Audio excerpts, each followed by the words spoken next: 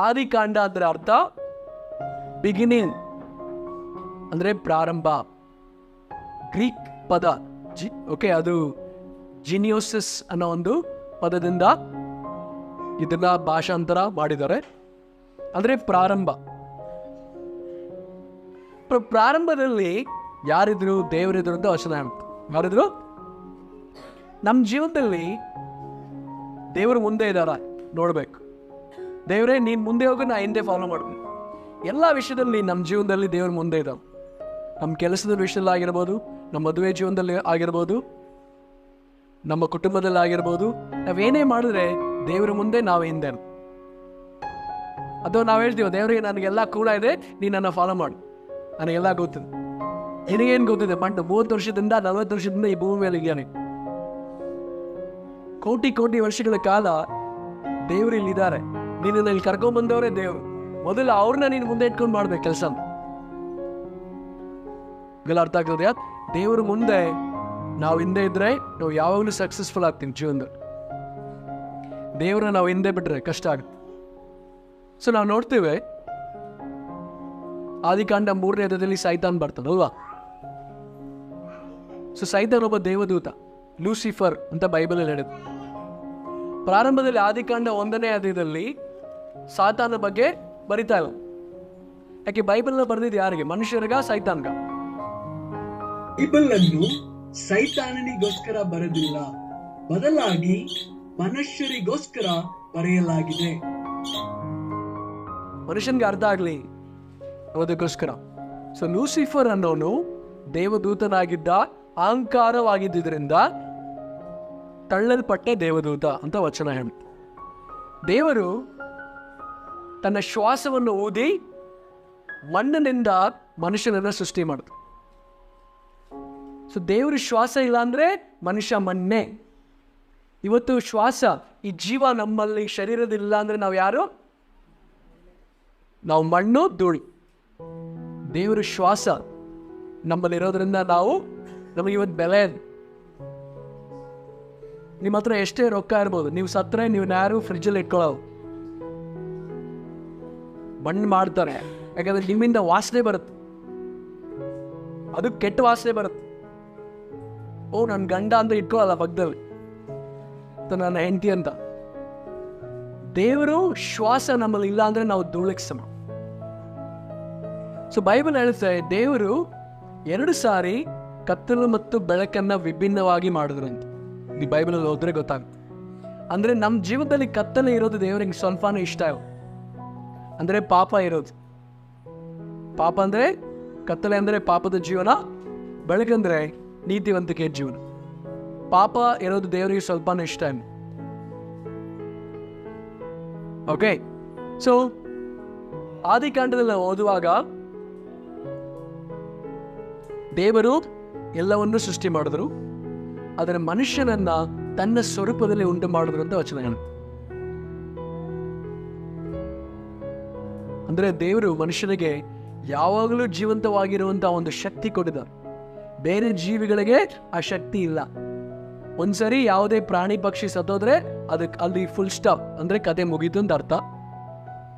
ಆದ್ರೆ ಮನುಷ್ಯನಿಗೆ ಇನ್ನೂ ಜೀವ ಇದೆ ಅಂತ ಅರ್ಥ. ಅದಕ್ಕೆ ನಾವೇನು ಹೇಳ್ತೀವಿ, ಅದಕ್ಕೆ ನಿತ್ಯ ಜೀವ ಅಂತ ಹೇಳ್ತೀವಿ. ಸೊ ದೇವರು ಮನುಷ್ಯನನ್ನ ತನ್ನ ಸ್ವರೂಪದಲ್ಲಿ ಉಂಟು ಮಾಡಿದ್ದಾರೆ. ದೇವರು 6ನೇ ದಿನದಲ್ಲಿ ಪ್ರಾಣಿನೂ ಸೃಷ್ಟಿ ಮಾಡಿದ್ದಾರೆ, ಮನುಷ್ಯನನ್ನು ಸೃಷ್ಟಿ ಮಾಡಿದ್ದಾರೆ.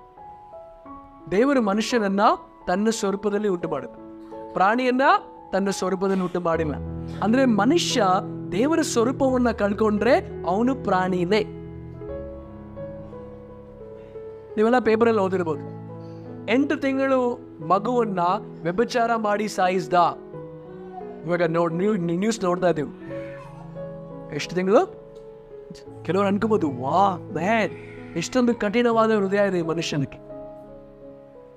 ನೀನು ಹುಷಾರಾಗಿಲ್ಲ ಅನ್ಕೋ, ಒಂದಿನ ನಿನ್ನ ಹೆಸರು ಅದೇ ಥರ ನ್ಯೂಸ್ ಪೇಪರಲ್ಲಿ ಬರುತ್ತೆ, ನನ್ನ ಹೆಸರು ಅದೇ ಥರ ನ್ಯೂಸ್ ಪೇಪರಲ್ಲಿ ಟಿವಿಲಿ ಬರುತ್ತೆ. ನಮ್ಮ ಜೀವನ ಪ್ರಾಣಿ ಥರ ಆಗಕ್ಕೆ ಸಾಧ್ಯ ಇದೆ ದೇವರ ಸ್ವರೂಪವನ್ನು ನಾವು ಕಳ್ಕೊಂಡ್ರೆ.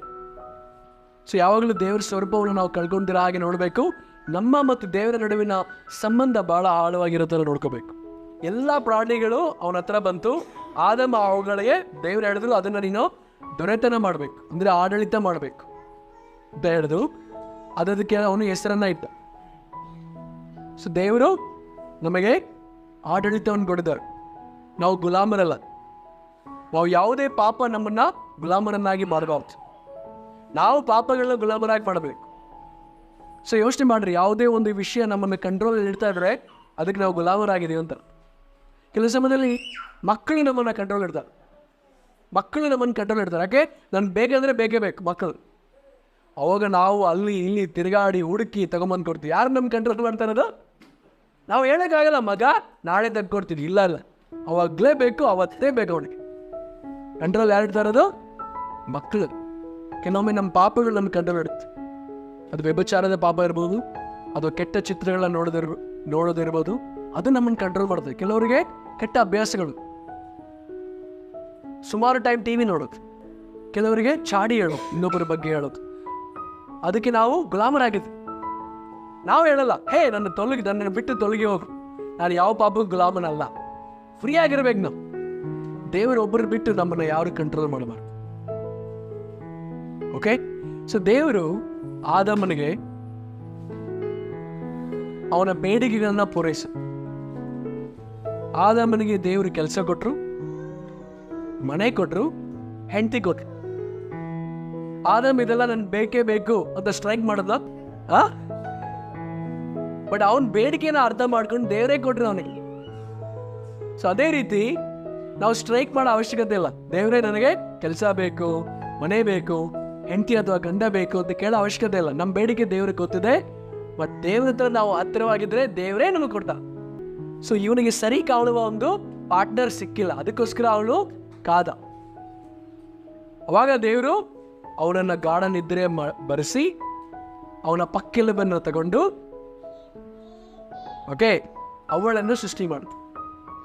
ಅವಾಗ ಅವನಿಗಿದು ಅವಳು ಸರಿ ಕಾಣಿಸ್ತ, ತನಗೆ ಸಂಗಾತಿ ಅಂತ ಸರಿ ಅಂತ ಕಾಣಿಸ್ತಾನೆ. ಸೊ ಕೆಲವರು ಮದುವೆ ಆಗ್ಬೇಕಾಗಿದೆ. ಸೊ ನಿಮ್ಮ ಮುಂದೆ ಹುಲಿ ಸಿಂಹ ಬರಲ್ಲ. ಅದು ಭಾಳ ಹ್ಯಾಂಡ್ಸಮ್ ಆಗಿರೋ ಬ್ರದರ್ ಬರ್ಬೋದು, ಭಾಳ ಸುಂದರವಾಗಿರೋ ಸಿಸ್ಟರ್ ಬರ್ಬೋದು ನಿಮ್ಮ ಮುಂದೆ. ಅದನ್ನ ಮಾತ್ರ ನೋಡಿ ಮದುವೆ ಆಗಿದ್ರಿ ನಿಮಗೆ ಭಾಳ ಸಮಸ್ಯೆಗಳು ಬರುತ್ತೆ. ಆಮೇಲೆ ದೇವರು ಕೊಡೋರ್ಗೂ ಕಾಯ್ತು. ಇವರು ಚಂದಿದ್ದಾರೆ, ಇವರು ಒಳ್ಳೆ ಕೆಲಸ ಇದೆ, ನೋಡೋಕೆ ಚೆನ್ನಾಗಿದ್ದಾರೆ, ಬೈಕ್ ಇದೆ, ಚಿನ್ನ ಇದೆ, ಇವ್ರ ಮನೇಲಿ ಶ್ರೀಮಂತ ಇದ್ದಾರೆ ಅಂತ ಮದುವೆ ಆಗ್ಬೇಡಿ. ಮದುವೆ ಆದರೆ ನೀವು ತಲೆ ಮೇಲೆ ನೀವೇ ಕಲ್ಲಾಕೊಂತ. ಸೊ ಬೈಬಲಲ್ಲಿ ಹೇಳುತ್ತೆ, ಆದಿಕಾಂಡ 2ನೇ ಅಧ್ಯಾಯ ವಚನ 24ರಲ್ಲಿ,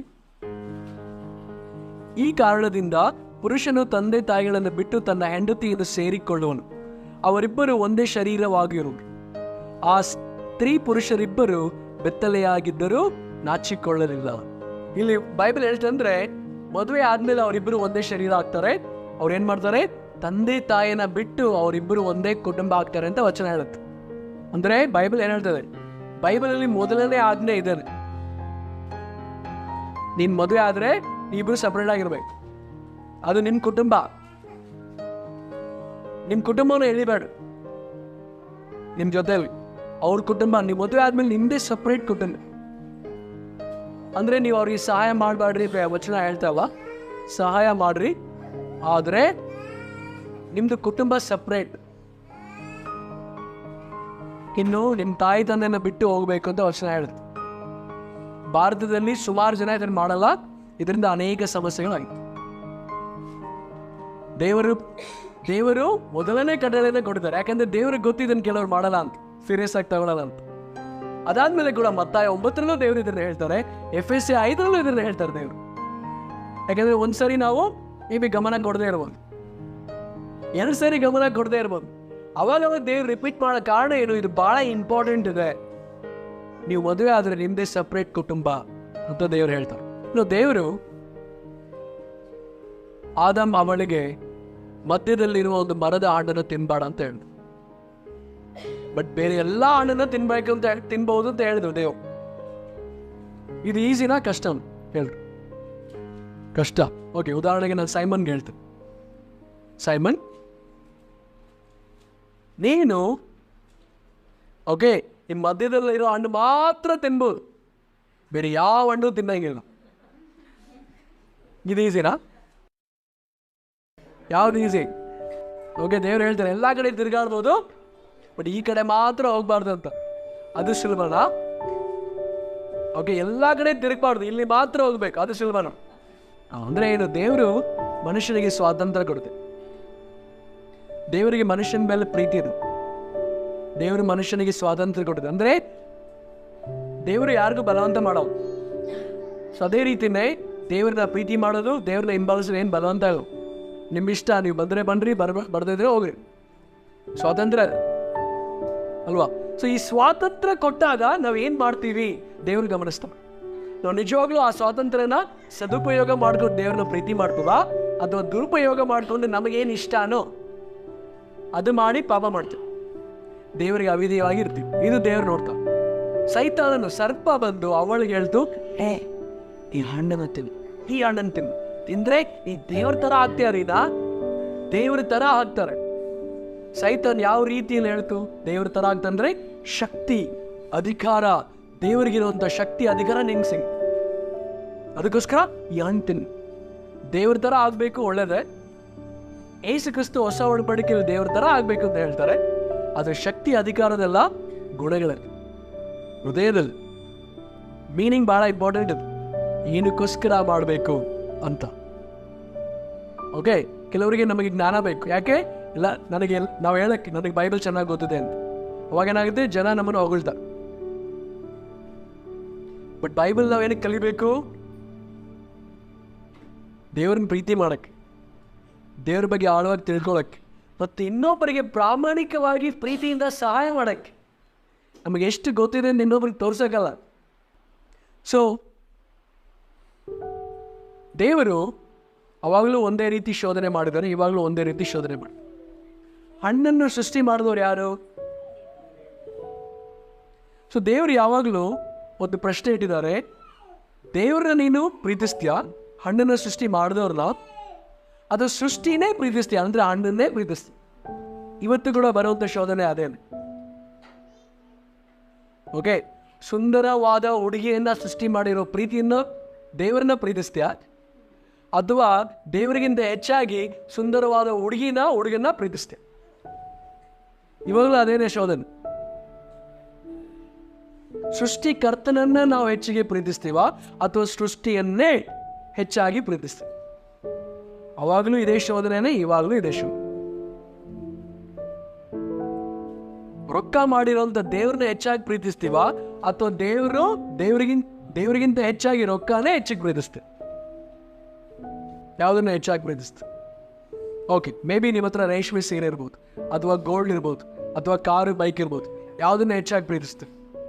ಬೈಕನ್ನ ಸೃಷ್ಟಿ ಮಾಡಿರೋ ದೇವ್ರನ್ನ ಪ್ರೀತಿಸ್ತೀರಾ, ಅದು ಬೈಕನ್ನೇ ಹೆಚ್ಚು ಪ್ರೀತಿಸ್ತೀರಾ? ಮೊಬೈಲ್ನ ಹೆಚ್ಚು ಪ್ರೀತಿಸ್ತೀರಾ, ಮೊಬೈಲ್ ಸೃಷ್ಟಿ ಮಾಡಿರೋ ದೇವ್ರನ್ನ ಹೆಚ್ಚಿಗೆ ಪ್ರೀತಿಸ್ತೀರಾ? ಇವಾಗಲೂ ಅದೇ ಶೋಧನೆ. ಸೃಷ್ಟಿಕರ್ತನನ್ನ ಪ್ರೀತಿಸ್ತೀವ, ಅಥವಾ ಸೃಷ್ಟಿಯನ್ನ ಹೆಚ್ಚಾಗಿ ಪ್ರೀತಿಸ್ತೀವಿ? ಶೋಧನೆ ಅವಾಗಲೂ ಇವಾಗಲೂ ಬಟ್ ಭಾಳ ಸಮಯದಲ್ಲಿ ನಾವೇನು ಮಾಡ್ತೀವಿ? ಸೃಷ್ಟಿಕರ್ತನನ್ನ ಹೆಚ್ಚಾಗಿ ಪ್ರೀತಿಸಲ್ಲ, ಸೃಷ್ಟಿಗಳನ್ನ ಹೆಚ್ಚಾಗಿ ಪ್ರೀತಿಸ್ತೀವಿ. ಅವಾಗ ನಾವು ಶೋಧನೆಯಲ್ಲಿ ಬಿದ್ದೋಗಿ ಪಾಪ ಮಾಡ್ತೀವಿ. ಓಕೆ, ಸೊ ಇನ್ನೊಂದು ವಿಷಯ ನಾವಲ್ಲಿ ನೋಡುವಾಗ, ಈ ಹಣ್ಣನ್ನು ತಿನ್ನಬಾರ್ದು ಅಂತ ದೇವ್ರು ಯಾರಿಗೆ ಹೇಳಿದ್ರು? ಆದಮ್ಗ ಅವಳಿಗ? ಆದಮ್ಗೆ. ಭಾಳ ಸೀರಿಯಸ್ ಆಗಿ ಹೇಳಿದ್ರು. ಬಟ್ ಇದನ್ನ ಹೋಗಿ ಅವಳಿಗೆ ಎಷ್ಟು ಸೀರಿಯಸ್ ಆಗಿರೋದು ನನಗೆ ಕೂಡ ಹೇಳಿ. ಕೆಲವು ವಿಷಯಗಳನ್ನ ನಾವು ಹೇಳ್ಬೋದು. ಓಕೆ, ಕೆಲವು ವಿಷಯಗಳು ನಮ್ಮ ಮಕ್ಕಳಿಗೆ ಹೇಳ್ತೀವಿ, ಇಲ್ಲಿ ಬೆರಳು ಇಡಬೇಡ, ಓಕೆ ಕರೆಂಟ್ ಹಿಡಿಯುತ್ತೆ. ಅಥವಾ ನಾವೇನು ಮಾಡ್ತೀವಿ, ಅಲ್ಲಿ ಪ್ಲಾಸ್ಟಿಕ್ನ ಮೆತ್ತಾಗ್ತೀವಿ, ಮಕ್ಕಳಿಗೆ ಬೆರಳು ಇಡಬಾರ್ದು, ಬೇಕಾದ್ರೆ ಕರೆಂಟ್ ಹೊಡೆದ್ರೆ ಮಕ್ಕಳು ಸಾಯೋ ಸ್ಥಿತಿನೇ ಇರುತ್ತೆ. ಓಕೆ, ರಿಯಾಗೆ 1 ವರ್ಷ ಆಗಿದೆ, ಅಲ್ಲಿ ಬೆರಳು ಇಡಬೇಡ ಅಂತ ಹೇಳ್ಬಿಟ್ಟು ನಾವು ಸುಮ್ಮನೆ ಕ್ಯಾಶುವಲ್ ಆಗಿ ಹೇಳಿದ್ರೆ ಏನಾಗುತ್ತೆ? ಸೀರಿಯಸ್ ಆಗಿ ತಗೊಂತಾರ? ಓಕೆ, ಅಲ್ಲಿ ಪ್ಲಾಸ್ಟರ್, ಈ ವಯಸ್ಸಿನ ಮಕ್ಕಳಿಗೆ ಪ್ಲಾಸ್ಟರ್ ಹಾಕ್ಬಿಡ್ಬೇಕು, ಯಾಕಂದರೆ ಅವ್ರಿಗೆ ಗೊತ್ತಾಗಲ್ಲ. ಇನ್ನು ಸ್ವಲ್ಪ ವರ್ಷ ಆದಮೇಲೆ ಓಕೆ ಮಕ್ಕಳಿಗೆ ಚೆನ್ನಾಗಿ ಹೊಡಿಬೇಕು, ಸ್ಪ್ಯಾಂಕಿಂಗ್ ಮಾಡಬೇಕು.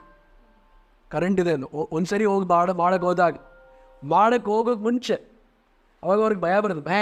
ಕರೆಂಟ್ ಬಗ್ಗೆ ಭಯ ಅಲ್ಲ, ಸ್ಪ್ಯಾಂಕಿಂಗ್ ಸಿಗುತ್ತೆ ಅನ್ನೋದು. ಸೊ ನಾವು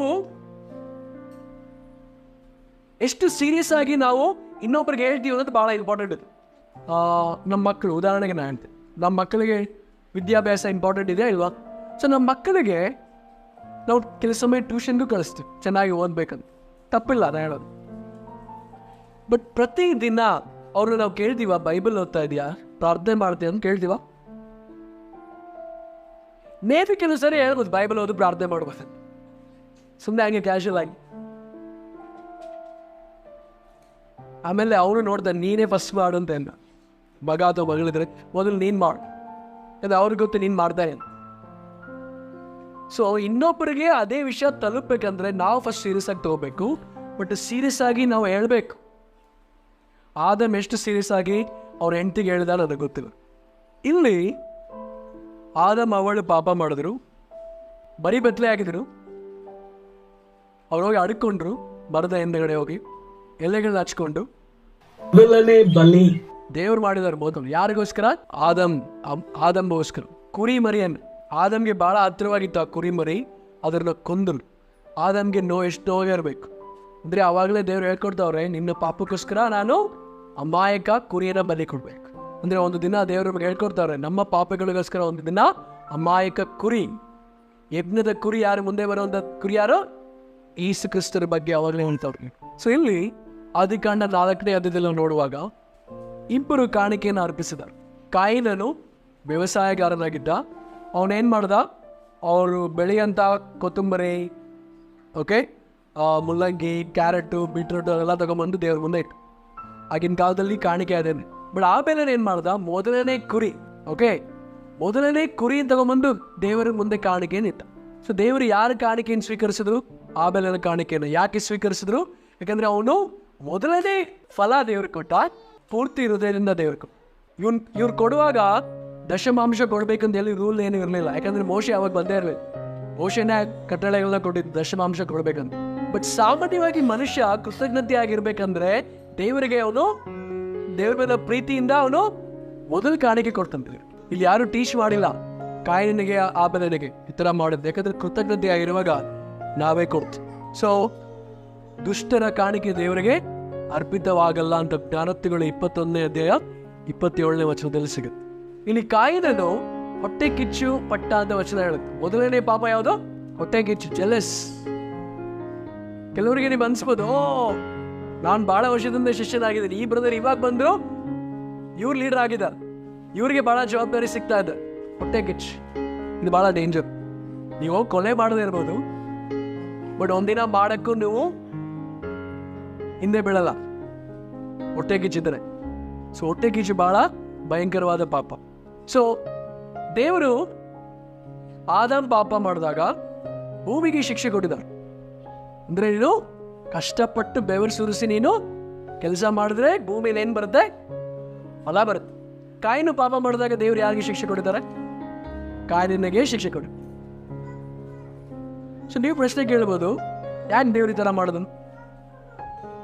ಸೊ ಆದಮ್ ಪಾಪ ಮಾಡಿದಾಗ ಅವನ ಜೀವನ ಅಫೆಕ್ಟ್ ಆಯ್ತು, ಪರಿಣಾಮ ಬರುತ್ತೆ. ಬಟ್ ಕಾಯಿನು ಪಾಪ ಮಾಡಿದಾಗ ಇನ್ನೊಬ್ಬರ ಮೇಲೆ ಪರಿಣಾಮ ಬಂತು. ಸೊ ಅದಕ್ಕೋಸ್ಕರ ದೇವರು ಅವನು ಹೇಳಿದ್ರು, ಕಾಯಿನಿಗೆ ಒಂದು ಗುರುತನ್ನ ಅವನ ಹಣೆ ಮೇಲೆ ಹಾಕಿ, ಓಕೆ ನೀನು ಎಲ್ಲೋದ್ರೂ ನೀನು ಉದ್ಧಾರ ಆಗ ಅಂತ ದೇವ್ರು ಹೇಳಿದ್ರು. ಶಾಪ ಕೊಟ್ರು ದೇವರು ಕಾಯಿನಿಗೆ. ಸೊ ನಾವು ಒಂದು ಅರ್ಥ ಮಾಡ್ಕೋಬೇಕು, ನಾವು ಇನ್ನೊಬ್ಬರು ವಿರುದ್ಧ ಪಾಪ ಮಾಡೋದು ದೇವರು ಬಹಳ ದೊಡ್ಡದಾಗಿ ಪರಿಗಣಿಸ್ತಾರೆ. ಅಥವಾ ಚಾಡಿ ಹೇಳೋದು, ಇನ್ನೊಬ್ಬರ ಬಗ್ಗೆ ಇನ್ನೊಬ್ರು ಹೇಳಬೇಕಂತ, ಅಥವಾ ಹೊಟ್ಟೆ ಗಿಚ್ಪಡೋದು. ಇನ್ನೊಬ್ಬರ ಬಗ್ಗೆ ಏನಾದ್ರು ಸಂಬಂಧ ಇದ್ರೆ ಅವರ ರಕ್ತ ದೇವರ ಮುಂದೆ ಹೋಗಿ ಆಳುತ್ತಂತೆ. ಆಬೇಲನ ರಕ್ತ ಎಲ್ಲ ಹೇಳ್ತಾ ಇತ್ತು, ದೇವರ ಮುಂದೆ ಹೋಗಿ ಆಳು. ಕೆಲವು ಪಾಪಗಳನ್ನು ನೀವು ಮಾಡಿದ್ರೆ ಅದು ನಿಮ್ಮ ಬಗ್ಗೆ ಮಾತ್ರ ಸಂಬಂಧ ಇದೆ. ಬಟ್ ಚಾಡಿ ಹೇಳೋದು, ಹೊಟ್ಟೆ ಗಿಚ್ಪಡೋದು ಇನ್ನೊಬ್ಬರ ಬಗ್ಗೆ ಇದೆ. ಸೊ ದೇವರು ಅದನ್ನು ಬಹಳ ಭಯಂಕರವಾಗಿ ಪರಿಗಣಿಸ್ತು. ಸೊ ದಯವಿಟ್ಟು ಮಾಡಬೇಡ್ರಿ ಅದ್ರ ಬಗ್ಗೆ. ಇನ್ನೊಬ್ಬರ ಬಗ್ಗೆ ಮಾತಾಡೋದು ಫನ್ ಟೈಮ್ ಥರ ಇರಬಾರ್ದು. ಮೊದಲನೇ 2 ವ್ಯಕ್ತಿಗಳು ನಾವು ಬೈಬಲಲ್ಲಿ ನೋಡ್ತೀವಿ, ಅದು ಆದಾಮ್ ಇರ್ಬೋದು, ಕಾಯಿನ್ ಇರ್ಬೋದು, ಪಾಪ ಮಾಡಿ ದೇವರಿಂದ ಶಪಿಸಲ್ಪಟ್ಟು. ಅದಾದ ಮೇಲೆ 2 ವ್ಯಕ್ತಿಗಳನ್ನ ನಾವು ನೋಡ್ತೇವೆ, ಅದು ಈನಾಕನ್ ಇರ್ಬೋದು ಮತ್ತು ನೋವಾ ಇರ್ಬೋದು, ದೇವರಿಂದ ಆಶೀರ್ವಾದ ಹೊಂದಲ್ಪಟ್ಟರು ಅಂತ ವಚನ ಹೇಳುತ್ತೆ. ನಾವು ಆದಿಕಾಂಡ 5ನೇ ಅಧ್ಯಾಯ ತರಿಸೋಣ. 21 ನೋಡೋಣ. ಆದಿಕಾಂಡ 5ನೇ ಅಧ್ಯಾಯ 21ನೇ ವಚನ. ಹನೋಕನು ಯಾವಾಗ ಹುಟ್ಟಿದ? ಆದಾಮನ ಮಕ್ಕಳ ಇವನು ಇದ್ದ, ಅವನ ಮಗ ಇವನು, ಅವನ ಮಗ ಇವನು ಸತ್ತ, ಇವನ್ ಬಂದ, ಇದೆಲ್ಲ ಆದ್ಮೇಲೆ ಆಮೇಲೆ ಆನೋಕನು ಹುಟ್ಟಿದ ಅಂತ ವಚನ ಹೇಳಿ. ಸೊ ವಚನ 21ರಿಂದ 24 ಓದುವಾಗ, ಹನೋಕನು 65 ವರ್ಷದವನಾದಾಗ ಮೆತುಶೇಲನನ್ನು ಪಡೆದನು. ಮೆತುಶೇಲನು ಹುಟ್ಟಿದ ಮೇಲೆ ಆನೋಕನು ಗಂಡು ಹೆಣ್ಣು ಮಕ್ಕಳನ್ನು ಪಡೆದು ದೇವರ ಅನ್ಯೋನ್ಯತೆಯಲ್ಲಿ 300 ವರ್ಷ ಬದುಕಿದನು. ಅವನು ಬದುಕಿದ ಕಾಲವೆಲ್ಲ 365 ವರ್ಷ. ಆನೋಕನು ದೇವರೊಂದಿಗೆ ಅನ್ಯೋನ್ಯವಾಗಿ ನಡೆದುಕೊಳ್ಳುತ್ತಾ ಇರುವಾಗ ದೇವರು ಅವನನ್ನು ಕರೆದುಕೊಟ್ಟದ್ದರಿಂದ ಕಾಣದೆ ಹೋದನು. ಸೊ ಇಲ್ಲಿ ವಚನದಲ್ಲಿ ನಾವು ನೋಡ್ತೇವೆ, ಆನೋಕನು 65 ವರ್ಷ ಆಗಿರುವಾಗ ಯಾರು ಹುಟ್ಟಿದ್ರು? ಮತುಸೇಲ ಅನ್ನೋ ಒಬ್ಬ ಮಗ ಹುಟ್ಟಿದ. ಮತುಸೇಲ ಅಂದ್ರೆ ಅರ್ಥ ಏನ್ ಗೊತ್ತಾ? ಮತುಸೇಲ ಅಂದ್ರೆ ಅರ್ಥ, ಅವನು ಯಾವಾಗ ಸಾಯ್ತಾನೋ ಅವಾಗ ಪ್ರಳಯ ಬರುತ್ತೆ. ಪ್ರಳಯ ಅಂದ್ರೆ ಏನು? ಮಳೆ ಬಂದು ಪ್ರಪಂಚ ಎಲ್ಲ ನಾಶ ಆಗುತ್ತೆ, ಇದು ಅರ್ಥ. ಮತುಸೇಲ ಹುಟ್ಟಿದಾಗ ದೇವರು ಆನೋಕನಿಗೆ ಹೇಳಿದ್ರು, ನಿನ್ ಮಗನಿಗೆ ಮತುಸೇಲ ಅಂತ ಹೆಸರಿಡು, ಯಾಕೆಂದ್ರೆ ಅವ್ನು ಸಾಯುವಾಗ ಪ್ರಳಯ ಬರುತ್ತೆ. ಸೊ ಆನೋಕನಿಗೆ ಗೊತ್ತಿಲ್ಲ ಮತುಸೇಲ ಯಾವಾಗ ಸಾಯ್ತಾನೆ, ಯಾವಾಗ ಬೇಕಾದ್ರೂ ಸಾಯ್ಬೋದು. ಸೊ ಆನೋಕನಿಗೆ ಅಂಜಿಕೆ, ಭಯ ಆಗಿತ್ತು, ನನ್ನ ಮಗ ಯಾವಾಗ ಬೇಕಾದ್ರೂ ಸಾಯ್ಬೋದು. ಜ್ವರ ಬರುವಾಗ ಭಯ ಆಯ್ತು ಅವನಿಗೆ, ಸ್ವಲ್ಪ ಬೇರೆ ಏನಾದ್ರು ರೋಗ ಬರುವಾಗ ಭಯ ಆಯ್ತು ಅವನಿಗೆ, ಅಂದ್ರೆ ಸಾಯ್ಬೋದು, ಅಂದ್ರೆ ಇವಾಗ ಪ್ರಳಯ ಬರುತ್ತೆ. ಈ ಒಂದು ಭಯ ಅವನ ದೇವರಿಗೆ ಬಹಳ ಹತ್ತಿರವಾಗಿರುತ್ತೆ. ಸೊ ಬೈಬಲ್ ಹೇಳುತ್ತೆ 65 ವರ್ಷಗಳ ಕಾಲ ಆನೋಕನು ಸಾಮಾನ್ಯ ಜೀವನವನ್ನು ಮಾಡಿದ. 65 ವರ್ಷ ಅಂದ್ರೆ ಮತುಸೇಲ ಹುಟ್ಟಿದ ಮೇಲೆ 300 ವರ್ಷಗಳ ಕಾಲ ಅವನು ದೇವರೊಂದಿಗೆ ನಡೆದ ಅಂತ ವಚನ ನೋಡುತ್ತೆ, ಹೌದಲ್ವಾ? ಮತುಸೇಲನು ಹುಟ್ಟಿದ ಮೇಲೆ ಆನೋಕನು ಗಂಡು ಹೆಣ್ಣು ಮಕ್ಕಳನ್ನು ಪಡೆದು ದೇವರ ಅನ್ಯೋನ್ಯತೆಯಲ್ಲಿ 300 ವರ್ಷ ಬದುಕಿದನು. ಬಟ್ 65 ವರ್ಷ ದೇವರ ಅನ್ಯೋನ್ಯತೆಯಲ್ಲಿ ಬದುಕಿಲ್ಲ ಅಂತ ವಚನ ಹೇಳುತ್ತೆ. ಅವನು ಹುಟ್ಟಿದ ಮೇಲೆ ದೇವರ ಅನ್ಯೋನ್ಯತೆಯಲ್ಲಿ ಬದುಕ್ತಾ ಅಂತ ವಚನ ಹೇಳ್ತಾನೆ. ಅಂದ್ರೆ ಅರ್ಥ ಏನು? ಇವನಿಗೆ ಸ್ವಲ್ಪ ಭಯ ಆಯ್ತು. ಅಂದ್ರೆ ಏನು? ನನ್ನ ಮಗ ಯಾವಾಗ ಬೇಕಾದ್ರೆ ಸಾಯ್ಬೋದು, ಅವ್ನು ಸಾಯುವಾಗ ನಾನು ತಯಾರಾಗಿರ್ಬೇಕು. ಅಂದ್ರೆ ನಾನು ದೇವ್ರಿಗೆ ಬಹಳ ಹತ್ತಿರವಾದ ಜೀವನ ಮಾಡ್ಬೇಕು, ನನ್ನ ನೀತಿವಂತನಾಗಿರ್ಬೇಕು ಅಂತ ಅವನು ಡಿಸೈಡ್ ಮಾಡಿ ದೇವರಿಗೆ ಬಹಳ ಹತ್ತಿರವಾಗಿ ಜೀವನ ಮಾಡ. 300 ವರ್ಷಗಳ ಕಾಲ ಅಂದ್ರೆ 365 ವರ್ಷ ಆದ್ಮೇಲೆ ದೇವ್ರು ಹೇಳಿದ್ರು, ಗುಡ್ ಜಾಬ್, ನಿನ್ ಬಗ್ಗೆ ನನಗೆ ಬಹಳ ಸಂತೋಷ, ನಿನಗೆ ಸಾವೇ ಇಲ್ಲ, ನೀನ್ ನನ್ನ ಜೊತೆ ಪರಲೋಕ ರಾಜ್ಯಕ್ಕೆ ಅಂತ ಅವನ್ನ ಸಾವು ಇಲ್ಲೇ ಅವನ್ನ ಹಂಗೆ ಕರ್ಕೊಂಡ್ರು ದೇವ್ರು. ದೇವರಿಗೆ ನಮ್ಮ ಬಗ್ಗೆ ಆ ಥರ ಸಂತೋಷ ಆಗುತ್ತಾ?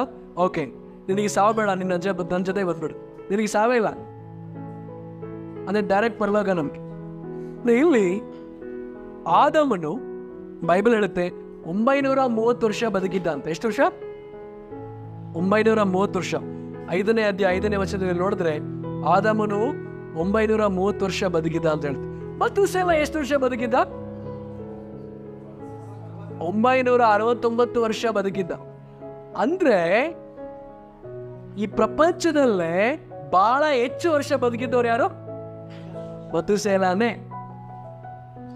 ಸೊ ಯಾಕೆ ದೇವ್ರು ಆ ಥರ ಮಾಡಿದ್ರು? ಅವನು ಸಪೋಸ್ ಯಾರಾದ್ರೂ ಮತುಸೇಲ ಅಂತ ಕರೆದ್ರು ತಿಳ್ಕೊ, ಎಲ್ಲರಿಗೂ ಮೆಸೇಜ್ ಸಿಗ್ತಾ ಇತ್ತು, ಮತುಸೇಲ ಅಂದ್ರೆ ಪ್ರಳಯ ಬರುತ್ತೆ. ಓಕೆ, ಮತುಸೇಲ ಅಂದ್ರೆ ಓಕೆ ಪ್ರಳಯ ಬರುತ್ತೆ, ಇವಾಗ ಇಡೀ ಪ್ರಪಂಚ ನಾಶ ಆಗುತ್ತೆ. ಸೊ ಯಾವಾಗೆಲ್ಲ ಮತುಸೇಲ ಅಂತ ಹೆಸರು ಅವ್ರಿಗೆ ನೋಡ್ತಾ ಇದ್ರು, ಅವಾಗ ಅವ್ರಿಗೆ ಪ್ರಳಯ ಬಗ್ಗೆ ಜ್ಞಾಪಕ ಬರ್ತಾ ಇತ್ತು. ನೋವಿನ ಕಾಲದಲ್ಲಿ ಬಂತಲ್ಲ ಪ್ರಳಯ, 40 ದಿನ ಮಳೆ ಬಂದು, ಅದು ಅವರಿಗೆ ಜ್ಞಾಪಕ ಬಂತು. ದೇವರು ಅಲ್ಲಿವರೆಗೂ ಅವನಿಗೆ ಜೀವಂತವಾಗಿಟ್ಟಿದ್ದ ಕಾರಣ ಜನರಿಗೆ ಚಾನ್ಸ್ ಕೊಟ್ಟರು, ದೇವ್ರು ಅವಕಾಶ ಕೊಟ್ಟರು, ಜನ ಬದಲಾವಣೆ ಆಗಲಿ. ಬಟ್ ಬದಲಾವಣೆ ಆದ್ನ? ಓಕೆ. ಸೊ ನೋವ ಬಂದ್ಬಿಟ್ಟು ನ್ಯಾಯ ತೀರ್ಪು ಸುಮಾರು 100 ವರ್ಷಗಳ ಕಾಲ ಪ್ರಳಯದ ಬಗ್ಗೆ ಮಾತಾಡ್ದ, ನ್ಯಾಯ ತೀರ್ಪು ಆಗುತ್ತೆ ಅಂತ. ಬಟ್ ಅದಕ್ಕಿಂತ ಮುಂಚೆನೆ ಇವನು ಜೀವಂತವಾಗಿರುವಾಗೆಲ್ಲ ಅದ್ರ ಬಗ್ಗೆ ಹೇಳ್ತಾನೆ ಇದ್ದ, ಪ್ರಳಯ ಬರುತ್ತೆ ನಾನು ಸಾಯುವಾಗ ಅಂತ. ಬಟ್ ಭಾಳ ಜನ ಭಾಳ ಸೀರಿಯಸ್ ಆಗಿ ತಗೊಂಡ್ರ? ಏಸು ಕ್ರಿಸ್ತು ಬರ್ತಾರೆ ಅಂತ ನೀವೆಲ್ಲ ಹೇಳ್ತಿದ್ವಿ, ಎಷ್ಟು ಜನ ಭಾಳ ಸೀರಿಯಸ್ ಆಗಿ ತಗೊಳ್ತಾರೆ? ಆನೋಕನು ಅಂದರೆ ಮತ್ತೂಶೇಲ ಅವರ ಅಪ್ಪ ಆದಮನನ್ನ ಭೇಟಿಯಾಗಿದೆ. ಸುಮಾರು 308 ವರ್ಷಗಳ ಕಾಲ ಅವನು ಆದಮ್ ಜೊತೆಲಿ ಇದ್ದ. ಯಾರು? ಆನೋಕನು. ಸೊ ಬೈಬಲ್ ಹೇಳುತ್ತೆ ಆದಮನು ದೇವರ ಜೊತೆಯಲ್ಲಿ ಬಹಳ ತೋಟದಲ್ಲಿ ನಡ್ಕೊಂಡು ಹೋಗ್ತಿದ್ದ, ಒಳ್ಳೆ ಸಂಬಂಧ ಇಟ್ಕೊಂಡಿದ್ದ ಅಂತ ವಚನ ಹೇಳ್ದಲ್ವಾ? ಯಾರು? ಆದಮನು. ಸೊ ಈಗಾಗಲೇ ಅವನಿಗೆ ಅನುಭವ ಇತ್ತು. ಆದಮನಿಗೆ ಇದೇ ಅನುಭವ ಇವನು ಪಡ್ಕೊಂಡ. ಆನೋಕನ್ ಕೇಳಿರ್ಬೋದು ಆದಮನ ಹತ್ರ, ಆದಮ್ ನೀನು ದೇವರ ಜೊತೆಯಲ್ಲಿ ದಿನ ನಡ್ಕೊಂಡು ಹೋಗ್ತಾ ಇದೆ, ಒಳ್ಳೆ ಸಂಬಂಧ ಇತ್ತು, ಹೇಗೆ ನನಗೆ ಹೇಳ್ಕೊಡು ಅಂತ ಅವನು ಫೆಲೋಶಿಪ್ಪಲ್ಲಿ ಕೇಳಿರ್ಬೋದು. ಆದಮ್ ಅವನಿಗೆ ವಿವರಣೆ ಮಾಡಿ ಹೇಳಿರ್ಬೋದು. ಇವನಿಗೆ ಅರ್ಥ ಆಯ್ತು, ಮ್ಯಾನ್ ದೇವ್ರ ಕಡೆ ನಡ್ಕೊಂಡು ಹೋಗುತ್ತಂದ್ರೆ ದೇವರಿಗೆ ಹತ್ತಿರವಾಗಿರೋದನ್ನ ಇದೇ ಅರ್ಥ. ಅವನು ಟ್ರೈ ಮಾಡ್ದ, ಅವನು ಸಕ್ಸಸ್ಫುಲ್. ಅದರ ಮೇಲೆ ನಾವು ನೋಡ್ತೇವೆ ನೋವಾ ಕೂಡ ದೇವರ ಜೊತೆಯಲ್ಲಿ ನಡೆದು ನೋಡ್ತಾ. ಈನಾಕನು ನೋವಾ ಇವರಿಬ್ಬರು ನೀತಿವಂತರಾಗಿದ್ರು. ಮೊದಲನೇ 2 ಪುರುಷರು ಪಾಪ ಮಾಡ್ತಾ ಇದ್ರು. ಇವರಿಬ್ಬರು ಕೂಡ ಆನೋಕನು ಇರ್ಬೋದು, ನೋವಾ ಇರ್ಬೋದು, ದೇವರು ನ್ಯಾಯ ತೀರ್ಪು ಬಗ್ಗೆ ಮಾತಾಡ್ತಾ ಇದ್ರು. ನೋವಾ, ದೇವರು ನೋವನಿಗೆ ನಾವೇನ ಕಟ್ಟಕ್ಕೆ ಹೇಳಿದ್ರು. ನಾವೇ ಕಟ್ಟದ ಮೇಲೆ ಕೂಡ 100 ವರ್ಷ ಆದ್ಮೇಲೆ ಪ್ರಳಯ ಬಂದಿತ್ತು. ಅಂದ್ರೆ ನಾವೇನು ಕಟ್ಟಕ್ಕೆ ಬಹಳ ಪರಿಶ್ರಮ ಆಗಿರ್ಬೋದು. ಈಗ ದೇವರು ಎಲ್ಲ ಪ್ರತಿಯೊಂದು ಅಡಿ ಪ್ರತಿಯೊಂದು ಇಂಚು ಎಲ್ಲ ಕರೆಕ್ಟಾಗಿ ಹೇಳ್ತಾ ಇದ್ರು. ಇಷ್ಟು ಕರೆಕ್ಟಾಗಿ ಪರ್ಫೆಕ್ಟಾಗಿ ಕಟ್ಬೇಕಂತ. ಅದನ್ನು ಕರೆಕ್ಟಾಗಿ ಪರ್ಫೆಕ್ಟಾಗಿ ನೋವಾ ಕಟ್ಟದ. ಯಾವುದು ಕಾಂಪ್ರಮೈಸ್ ಮಾಡ್ಕೊಂಡಿಲ್ಲ. ಪರವಾಗಿಲ್ಲ ಬಿಡು ನಡೀತದೆ. ಸ್ವಲ್ಪ ಕಾಂಪ್ರಮೈಸ್ ಮಾಡ್ಕೊಂಡಿದ್ರು ನೀರು ಬರೋ ಚಾನ್ಸ್ ಇತ್ತು. ಎಲ್ಲರೂ ಅವ್ರ ಕುಟುಂಬನೇ ನಾಶ ಆಗ್ತಾರೆ. ಸೊ ನಾವು ತಾಯಿ ತಂದೆಗಳು ಬರೀ ಕಾಂಪ್ರಮೈಸ್ ಮಾಡ್ಕೊಂಡ್ರೆ ನಮ್ಮ ಕುಟುಂಬ ನಾಶ ಆಗುತ್ತೆ. ಕಾಂಪ್ರಮೈಸ್ ದಯವಿಟ್ಟು ಮಾಡ್ಕೋಬಾರ್ದು. ನಾವೇನು ಕಟ್ಟಿದಾಗ ಬೈಬಲ್ ಹೇಳುತ್ತೆ 2 ಜೋಡಿಯಾಗಿ ಪ್ರಾಣಿ ಪಕ್ಷಿಗಳು ನಾವೇ ಒಳಗಡೆ ಬಂದು ಅಂತ ಹೇಳುತ್ತೆ. ನಾವೇ ಒಳಗಡೆ ಕರ್ಕೊಂಬಂದಿದ್ದು ಯಾರು? ದೇವರು. ಸೊ ದೇವರು ಕರ್ಕೊಂಬರ್ದು. ಅವನ ಜವಾಬ್ದಾರಿ ಇರಲಿಲ್ಲ, ಕರ್ಕೊಂಬರೋ ಜವಾಬ್ದಾರಿ ಅವನ ಕೆಲಸ ಏನು? ನಾವೇ ಕಟ್ಟದ್ದು. ಸೊ ಅದಾದ ನಂತರ ಆದಿಕಾಂಡ 7ನೇ ಅಧ್ಯಾಯ 16ನೇ ವಚನದಲ್ಲಿ ಹೇಳುತ್ತೆ ಎಲ್ಲರೂ ಒಳಗಡೆ ಬಂದ ಮೇಲೆ ದೇವರು ಬಾಗಿಲನ್ನ ಮುಚ್ಚಿದ್ರಂತ ವಚನ ಹೇಳುತ್ತೆ. ಬಾಗಿಲು ಮುಚ್ಚಿದವರು ಯಾರು? ನೋವಾ ಮುಚ್ಚಿಲ್ಲ. ಯಾರು ಮುಚ್ಚಿದ್ದಾರೆ? ದೇವರು ಮುಚ್ಚಿದ್ರು. ನಾವೇ ಇಲ್ಲಿ ಎಷ್ಟೊಂದು ಪ್ರಾಣಿಗಳು, ವಿಧ ವಿಧವಾದ ಪ್ರಾಣಿಗಳು, ಪಕ್ಷಿಗಳಿತ್ತು. ನೋವಾ ಕುಟುಂಬನ ಇತ್ತು. ಎಲ್ಲ ವಿಷಯಗಳ ಅನುಕೂಲವಾಗಿತ್ತ? ನಾವೇ ಇಲ್ಲಿ ಸುಮಾರು ವಿಷಯಗಳ ಅನುಕೂಲವಾಗಿರಲಿಲ್ಲ. ವೆಸ್ಟರ್ನ್ ಟಾಯ್ಲೆಟ್ ಇರಲಿಲ್ಲ ಅಲ್ಲಿ. ನಾನು ಹೇಳ್ತೀನಿ, ಭಾಳ ಸಮಯದಲ್ಲಿ ನಾವೆಲ್ಲ ಅನುಕೂಲಗಳನ್ನ ನೋಡ್ತೀವಿ. ಕೆಲವು ಪ್ರಾಣಿಗಳು ಚೀರ್ತಾ ಇತ್ತು, ಪಕ್ಷಿಗಳು ಚೀರ್ತಾ ಇತ್ತು, ಸುಮಾರು ಅನಾನುಕೂಲಗಳಲ್ಲಿತ್ತು. ಹೊರಗಡೆ ಮನೆಗಳಲ್ಲಿ ಅನುಕೂಲಗಳಿತ್ತು ಜನರಿಗೆ. ಬಟ್ ಸೇಫ್ ಯಾವುದು? ನಾವೇ ಇಲ್ಲಿರೋದು ಸೇಫಾ? ಅವರವ್ರ ಮನೆಗಳಲ್ಲಿರೋದು ಸೇಫಾ? ಸಭೆ ಅಂದರೆ ಹಂಗೆ, ನಾವೇ ಥರ ಹಂಗೆ. ಸಭೆಯಲ್ಲಿ ಬರುವಾಗ ಏನಾಗುತ್ತೆ? ಅನೇಕ ಅನಾನುಕೂಲಗಳಿರುತ್ತೆ. ನೀವು ಟೈಮ್ ಮಾಡಿ ಬರಬೇಕು, ಮಕ್ಕಳನ್ನ ಕರ್ಕೊಂಡು ಬರಬೇಕು, ರೆಡಿ ಮಾಡಿ ಬರಬೇಕು. ಇಷ್ಟು ದಿವಸ ಅನುಕೂಲಗಳು, ಆರಾಮಾಗಿ ಟಿ ವಿ ನೋಡಿಕೊಂಡು, ಸೀರಿಯಲ್ಗಳು ನೋಡಿಕೊಂಡು, ಏನೂ ಪರಿಶ್ರಮ ಇಲ್ಲ. ಮೀಟಿಂಗ್ ಹೋದ್ಮೇಲೆ ಕೆಲವ್ರು ಕೇಳ್ತಾರೆ, ಬೈಬಲ್ ಓದ್ದ, ಪ್ರಾರ್ಥನೆ ಮಾಡ್ದ, ನೀತಿವಂತನಾಗಿದ್ದ, ಕಾಂಟ್ರಿಬ್ಯೂಷನ್ ಕೊಟ್ಟ, ಇದೆಲ್ಲ ಕೇಳ್ತಾರೆ. ಅನೇಕ ಭಿನ್ನಾಭಿಪ್ರಾಯಗಳು. ನಾವೆಲ್ಲಿರುವಾಗ ನಾವು ಒಬ್ರಿಗೊಬ್ರು ಉಚ್ಕೊತೀವಿ. ಸಭೆಯಲ್ಲಿರುವಾಗ ಕೆಲವು ಸಮಸ್ಯೆಗಳಾಗುತ್ತೆ. ಅನುಕೂಲಗಳು, ಗ್ಯಾರಂಟಿಗಳು ನಿಮ್ಮ ಮನೇಲಿರುವಾಗ ಅನೇಕ ಅನುಕೂಲಗಳಿವೆ. ಬಟ್ ಸೇಫ್ ಯಾವುದು? ಸಭೆಯಲ್ಲಿರುತ್ತೆ. ಸಭೆಯಲ್ಲಿರೋ ಸೇಫ್. ಯಾಕಂದರೆ ಒಂದಿನ ನಾವು ಸ್ವರ್ಗ. ಅನಾನುಕೂಲಗಳು ಬೇಡ ಅಂತ ಮನೇಲೇ ಇರಬೇಡ. ಸೊ ಒಂದಿನ ಡೈರೆಕ್ಟ್ ಹಂಗೆ ಬೇರೆ ಎಲ್ಲ ಹೋಗ್ತಾರೆ. ಆಮೆನ್. ನೋವಾ ನಾವೆಲ್ಲಿರುವಾಗ ಪ್ರಳಯ ಬಂತು. ಮೊದಲನೇದಾಗಿ ಅವನು ಕಾಗೆಯನ್ನು ಕಳಿಸ್ದ. ಭಾಳ ಶರೀರಗಳು ಸತ್ತೋಗಿ ಬಿದ್ದೋಗಿತ್ತು. ಕಾಗೆನ ಕಳಿಸಿದಾಗ ಕಾಗೆ ಏನು ಮಾಡ್ತು? ಅಲ್ಲಿರೋ ಶರೀರಗಳನ್ನ ಕಿತ್ಕೊಂಡು ತಿಂತಾಯಿತ್ತು. ಕಾಗೆಗಳಿಗೆ ದಾವತ್ತು. ಭಾಳ ಮನುಷ್ಯರುಗಳು ಸತ್ತೋಗಿದ್ರು, ಪ್ರಾಣಿಗಳ ಮನುಷ್ಯರನ್ನ ತಿಂತಾಯಿತ್ತು, ಪ್ರಾಣಿಗಳನ್ನ ತಿಂತಾಯಿತ್ತು. ಕಾಗೆ ಅಂದರೆ ಏನು? ದೇವರಿಗೆ ಹತ್ತಿರವಾಗಿ ಇಲ್ಲದೇ ಇರೋ ಮನುಷ್ಯರು, ಪ್ರಾಪಂಚಿಕವಾದ ಮನುಷ್ಯರು. ಪ್ರಪಂಚದಲ್ಲಿ ಹೋದಾಗ ನಮಗೆ ಕಂಫರ್ಟಬಲ್ ಅನಿಸುತ್ತೆ. ಬಿರಿಯಾನಿ ಸಿಕ್ತು ನನಗೆ. ಪ್ರಪಂಚದಲ್ಲಿ ಹೋದರೆ ಬಿರಿಯಾನಿ ಸಿಕ್ದಂಗೆ ನನಗೆ ಮಜಾ ಮಾಡ್ಬೋದು. ಸೊ ಯೋಚನೆ ಮಾಡಿ ನೋಡ್ರಿ. ಅದೇ ರೀತಿ ಪಾರಿವಾಳ ಕಲಿಸಿದಾಗ ಅದು ಪಾರಿವಾಳ ಎಲ್ಲ ನೋಡ್ಕೊಂಡು ಹಾಗೆ ತಿರುಗಿ ಬಂದ್ಬಿಡ್ತು. ಎಲ್ಲ ಸತ್ತೋಗಿರೋ ಹೆಣಗಳೆಲ್ಲ ನೋಡಿ, ಅದು ದಾವತ್ ಮಾಡಿಲ್ಲ ಅದು. ಓಕೆ, ನಮಗೆ ಯಾವುದು ಭಾಳ ಅನುಕೂಲ ಅನಿಸುತ್ತೆ? ಸಭೆಯಿಂದ ಹೊರಗಡೆ ಇರೋದಾ, ಸಭೆ ಒಳಗಡೆ ಇರೋದು?